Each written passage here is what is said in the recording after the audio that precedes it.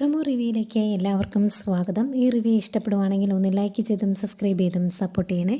അപ്പോൾ ഗൾഫിൽ നിന്ന് വന്നതിന് ശേഷം അത്യാവശ്യം ചർച്ചകളൊക്കെ കഴിഞ്ഞ് ശിവൻ ബാലേന്ദ്രനെ വിളിക്കുന്നുണ്ട്. അപ്പം ഗൾഫിൽ നിന്ന് ഇങ്ങോട്ട് വന്നു എന്ന് പറയുമ്പോൾ ബാലേന്ദ്രൻ ചോദിക്കുന്നുണ്ട്, എന്താ ഇങ്ങോട്ട് പോകുന്നത്, ഇവിടെ എന്തെങ്കിലും പ്രശ്നമുണ്ടോ എന്ന് ചോദിക്കുമ്പം ഞാൻ വൈജയന്തിയോട് സംസാരിച്ചായിരുന്നു, അവൾ പറഞ്ഞത് അവിടെ നിൻ്റെ വീടായ കടപ്പാട്ടൂരാണ് പ്രശ്നങ്ങൾ എന്നാണ് പറഞ്ഞത് എന്ന് പറയും. അന്നേരം ബാലേന്ദ്രൻ പറയുന്നുണ്ട്, ഇവിടെ വന്ന് ആ പ്രശ്നം തീർക്കാനാണെങ്കിൽ ഇത്തിരി ബുദ്ധിമുട്ടാകും എന്നൊക്കെ പറയുന്നുണ്ട്. ഏതായാലും അവരുടെ സംസാരമെല്ലാം കഴിഞ്ഞ് വൈജയന്തി വീട്ടിലോട്ട് വരുന്നത് അലീനെ കാണുന്നു. എന്നിട്ട് അലീനയോട് പറയുവാണ്, നീ കളിച്ചത് വൈജയന്തിയോടാണ്, അത് നീ മറന്നുപോയി. നാളെ എൻ്റെ ആങ്ങളമാരും ബന്ധുക്കളും എല്ലാം ഇങ്ങോട്ട് വരുന്നുണ്ട്, നിന്നെ ഈ നിലത്തോടെ വലിച്ചിഴച്ച് പുറത്ത് കളയും, നീ നോക്കിക്കോ എന്നൊക്കെ പറയുന്നുണ്ട് കേട്ടോ. ഇത് കേൾക്കുമ്പം കൃഷ്ണമോൾക്ക് ഭയങ്കര സങ്കടമാകുന്നുണ്ട്. എന്തും പ്രതീക്ഷിച്ച് നിൽക്കുന്ന പോലെയാണ് അലീന നിൽക്കുന്നത്.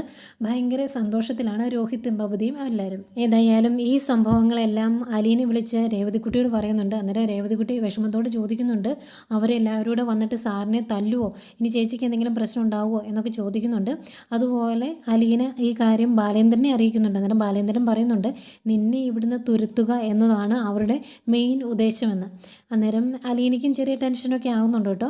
പിന്നെ നേരം വെളുത്തു, എല്ലാവരും കച്ചകെട്ടി ഇറങ്ങിയിട്ടുണ്ട്. അതിനു മുമ്പ് ബാലേന്ദ്രനെ വിളിച്ച് കാര്യം പറയുവാണ്, ഞങ്ങൾ അങ്ങോട്ട് വരുന്നുണ്ട്, അവിടെ വന്നതിന് ശേഷം അലീനെ ഞങ്ങൾ പുറത്താക്കിയിരിക്കും, എന്നിട്ട് ഞങ്ങൾ തിരിച്ചു വരുവോളൂ എന്ന് പറയുവാണ്. ഏതായാലും കരുതി തന്നെ ഇരിക്കുന്നു ബാലേന്ദ്രൻ. നാളത്തെ നല്ലൊരു എപ്പിസോഡായിരിക്കും, നമുക്കതിനു വേണ്ടി കാത്തിരിക്കാം.